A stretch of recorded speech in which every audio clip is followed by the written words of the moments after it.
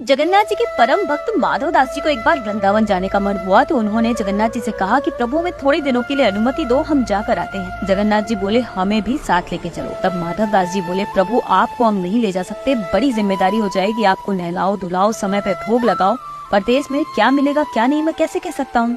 ऐसा कहके माधव दास जी निकल गए। एक दिन तो साथ लेके आया हुआ खाना चल गया, पर अगले दिन दूसरे गांव पहुंचते पहुंचते उन्हें बहुत भूख लग गई, इतनी जैसे उन्होंने पता नहीं कब से खाना नहीं खाया है। बहुत कंट्रोल किया पर भूख जब बिल्कुल नहीं बर्दाश्त हुई तो एक छोटे से गांव के एक छोटे से घर में पहुंचे जहां एक महिला बाहर गोबर से आंगन लीप रही थी। तब माधव दास जी ने उनसे भिक्षा मांगते हुए कहा कि माँ बड़ी भूख लगी है, बांके बिहारी के दर्शन को जा रहे हैं, अगर हो सके तो कुछ खाने को दे दीजिए। तब महिला बोली रखा तो कुछ भी नहीं है, मगर आप रुकिए हम फटाफट भोजन बना देते हैं। महिला ने जल्दी जल्दी नहाया और उनके लिए खाना बनाकर परोसा।